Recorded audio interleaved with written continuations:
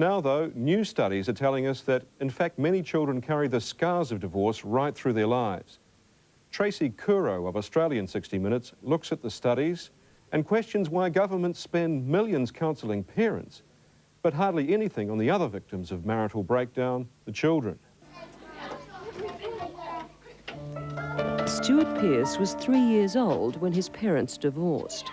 He's now 9 and filmed as part of a recent study conducted in Britain into the effects of divorce on children. Stuart's parents believed they'd done everything right for him in the 6 years since their separation. But they're about to discover that even the most peaceful divorce can leave long-term scars on children. What do you reckon? Time for you and Mrs. Barnett to talk together? Right. Okay?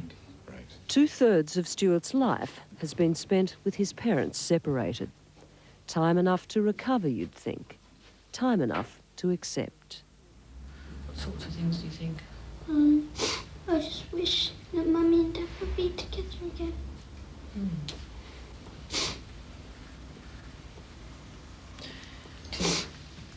Do you think that's ever going to be possible? I hope so. Talking about it is painful, but opening up is therapy. So it sounds like what you're saying to me is that you don't think that people can hear what you're saying and what you're feeling. I feel shut out, left alone. Do you know, sometimes children feel that they're to blame for what happens to their parents. I wonder if you sometimes feel like that. Because if I wasn't born, they wouldn't argue so much. I think perhaps a lot of children feel like that, but it's very strange. Grown-ups argue whether there are children there or whether they're not, sometimes. But you feel it's your fault, do you?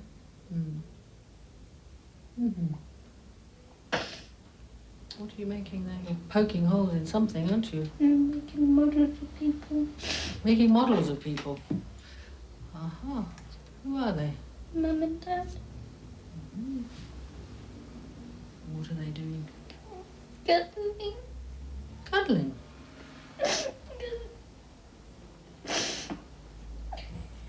What recent studies like this are leading us to realise is that the needs of adults may have overshadowed the even greater needs of the children. There's his and her marriage and there is his and her divorce, and what we forget is that there is also the children's divorce, and each child experiences divorce differently. Don Edgar headed the Australian Institute of Family Studies for 14 years. I think we've gone too far in the direction of suggesting to parents it's always okay for children if their parents divorce. We know from the research it's not always okay. It's quite often very bad for children, and the real issue is, what then do we do about it? Currently in Australia, around 40% of all marriages will end in divorce. Every year, tens of thousands of children have to cope with their parents' separation.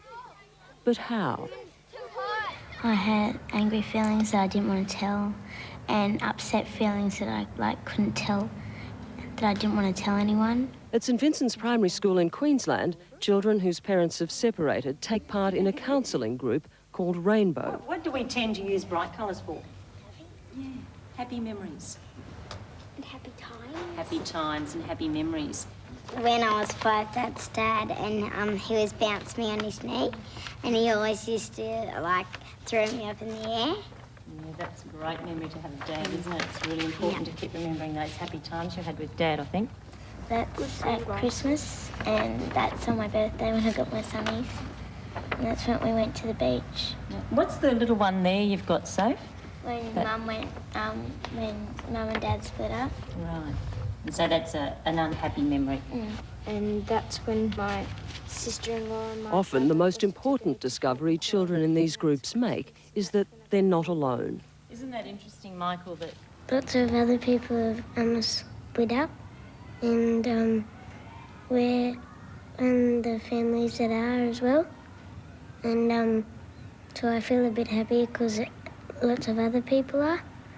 So I don't feel as sad because it's not just me.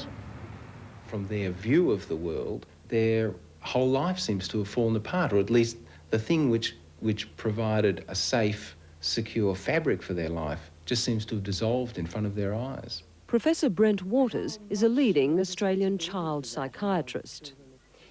He believes that adults should bring a kid's eye view to divorce and the painful dilemmas it creates. I mean, for some children, a predicament when their parents hate each other, or seem to, is should I let Daddy know that I really love Mummy?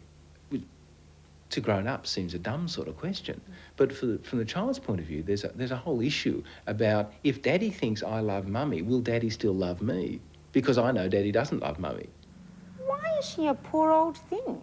But counselling programs like Rainbow, designed to help children understand their parents' divorce, receive little to no public funding. And that's a public disgrace, according to Don Edgar. Who had a voice like a giant. Where's the support for children in divorce? Where's government funding in general for kids 2-3 years down the track who may look as though they've coped but are still suffering real regrets, real misunderstandings about it? Hello? It may look like one of the happiest scenes imaginable, but the circumstances aren't. The Toowoomba Community Access Centre, one of only a handful around the country, is nothing less than a demilitarised zone for warring parents. You know, probably Megan doesn't understand that her mother and I hate each other, or dislike each other intently. Well, you know, but she sees her mum as someone she loves, and she sees me as someone she loves, and I think they can handle. I think Megan really thinks this is my house, and when she comes here, she's coming to my place.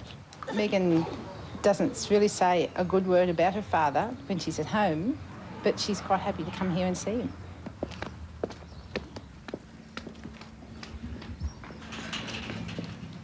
Every Saturday morning, children are handed over for their weekend access visits. Parents who can't stand the sight of each other don't have to see each other. They come in separate entrances, with the child left on neutral ground.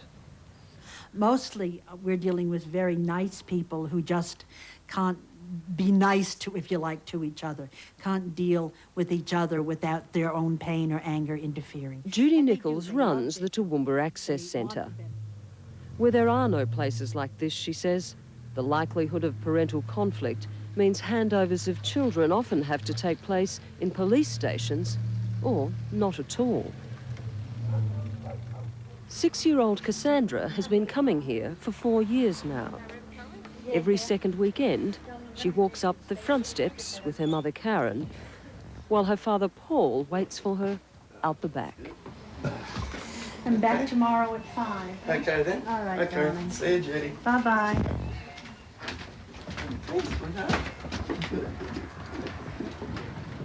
Do you think your mum and dad could live together? How come? Because my mum hates Daddy. How about you? How do you feel about your dad? Good. For children caught in the middle of a marital split, places like this are precious, but they receive precious little public funding. And that lack of government interest in children like Cassandra, for whom there's no counselling group at school, means that at 6 years of age, she has to work it all out for herself, by herself. How often do you feel sad? Nearly every day. When you're sad and you're crying, what do you think about? I think about if we went to Sizzlers all together, we wouldn't be a broken up family. Parents who remain bitter and angry risk damaging their children in the long term, say the experts. And difficult though it was, Jill and Alan Strawn took that advice when they parted company 7 years ago.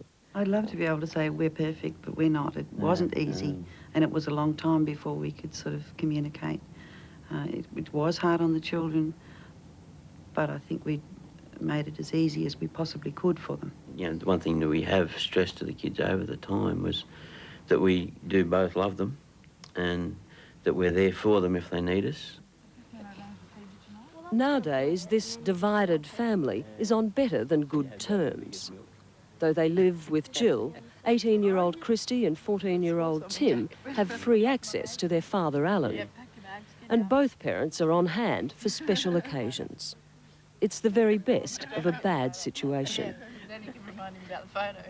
Adults have this idea of a good divorce.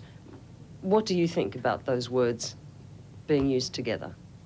I don't think there's such a thing as a good divorce. I mean, it's always hard on everyone. The children sort of have to accept it, and then the parents have to accept it as well. But at least ours was sort of fairly easy.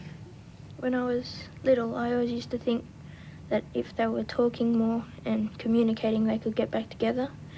And I wish they could do that now, but probably can't. But if it was able, I'd like them to try. To get back together, you mean? Yeah.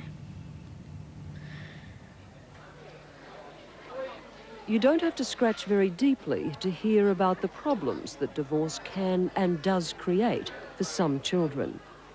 It's more a question of whether anyone is listening.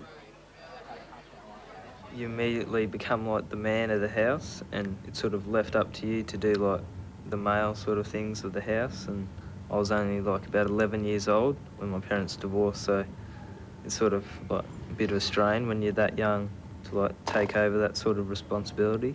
These senior students from Marymount College in Queensland are considering their future. And that means dealing with the past as sons and daughters of divorce. When I was younger, I was always the person with heaps of friends and everything. And I have a lot of friends now, but it's really hard to trust people. It just definitely has an effect on everything you do. Personally, I feel like I'm 16 going on 30 because I feel like I've grown up just so fast because I've had to deal with these things. If I ever do have a relationship, I'll expect it to break up, and maybe even I'll make it break up because I'm used to having just like a separated family, and I think you end up like your parents, and I think maybe that will happen. Have a really good weekend. Family breakdown is a reality that society is searching for ever more positive and compassionate ways of dealing with. But what of the children? It's terribly hard. And I think when you're angry, you're upset, disillusioned, hurt, all of that, it must be almost impossible to think of the children. All one can hope is that in the midst of that emotion, someone thinks of the kids.